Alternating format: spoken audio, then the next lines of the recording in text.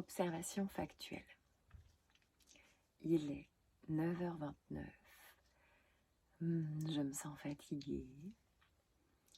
Les guirlandes sont allumées autour de moi alors qu'il fait jour. Le miroir derrière moi, je ne l'ai pas caché et je le trouve sale. Je mélange observation factuelle et ce que je me raconte. Liberté, freestyle. Comment est-ce que je me sens par rapport à cette situation ?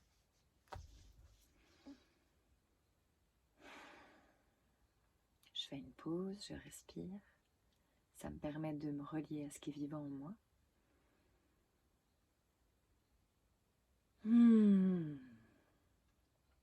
Je sens un peu de fatigue dans mon corps. Je le sens dans ma voix. Je le sens au niveau de mes yeux. Je sens au niveau de mon corps qui n'est pas encore détendu, qui n'a pas encore été en mouvement. Il y a une petite part de moi qui a honte par rapport au fait d'avoir un miroir sale et des guirlandes allumées alors qu'il fait jour.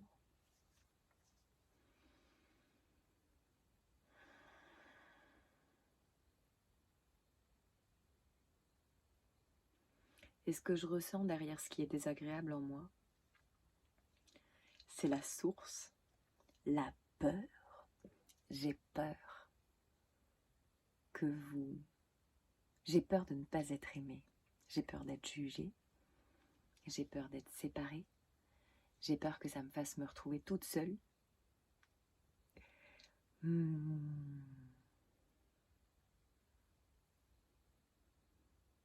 Et le fait d'être allée au fond de cette émotion, d'avoir vu que derrière la honte, il y avait la peur, et que la peur parle de ma crainte d'être seule et séparée, le fait d'aller au fond de ça, ça m'apporte une espèce de légèreté, de paix et d'amour. Je sens comme un câlin intérieur.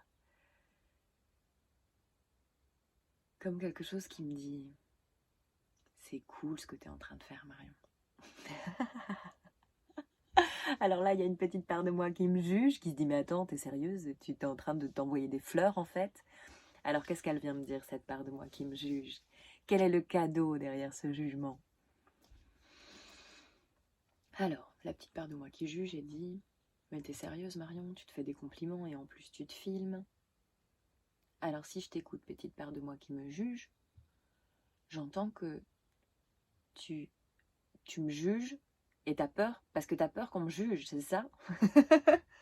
Et là, la petite part de moi qui me juge, elle fait et là, je la vois se transformer en petite part un peu triste et qui a un peu peur. Et donc, en fait, toutes les émotions désagréables qui vivent en moi, qui vont s'exprimer par de la honte ou par une petite part de moi qui juge, ou une petite part de moi qui a peur, bah, elles viennent me parler de la même chose.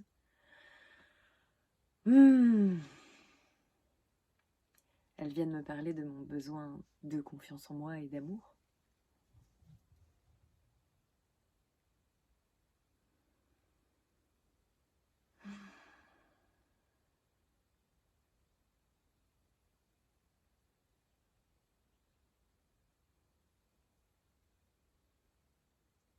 Je vais reprendre du début pour voir si les émotions sont toujours là.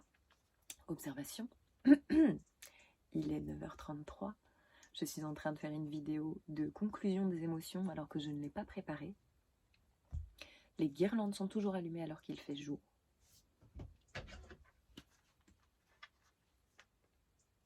Je passe à l'action.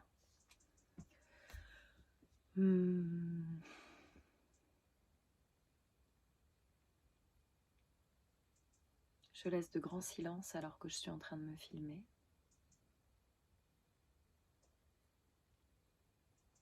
Comment je me sens par rapport à ça? Je sens toujours un peu de honte, je sens toujours un peu la part de moi qui me juge. Et je les accueille. Je leur fais de la place. Je leur fais de la place. C'est ok.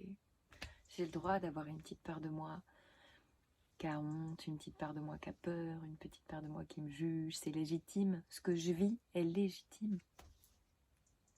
Ce que je ressens est légitime. Je crois que c'est ça que j'ai envie de faire comme conclusion pour ce chapitre.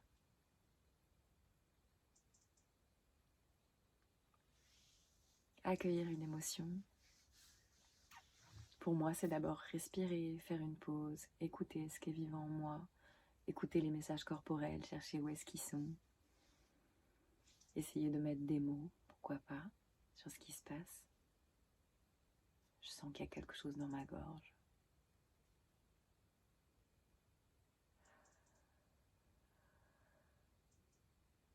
Je vous ai dit que je crachais parfois.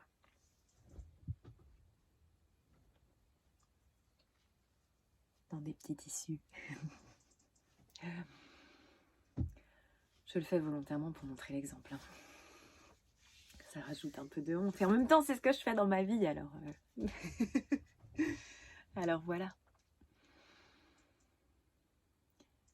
Donc j'écoute les parts de moi, je les accueille, je leur dis qu'elles sont légitimes. J'ai le droit d'avoir peur, j'ai le droit d'avoir honte, j'ai le droit de ne pas être confortable avec cette situation et de ne pas chercher à tout prix à l'apaiser en fait.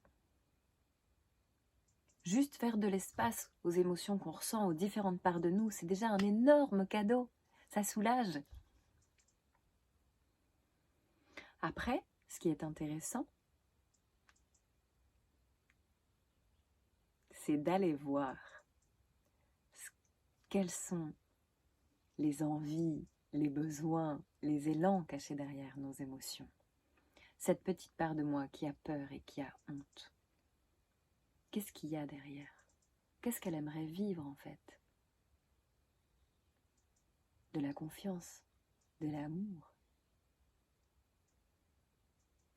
Et la part de moi qui a peur, peut-être qu'elle a besoin de se sentir en sécurité, peut-être qu'elle a besoin de s'expliquer, peut-être qu'elle a besoin de partager, peut-être qu'elle a juste besoin de s'exprimer, peut-être que, on ne sait pas. La prochaine étape de ce voyage consiste à aller découvrir quels sont les besoins cachés derrière les émotions. Alors, ladies and gentlemen, c'est parti!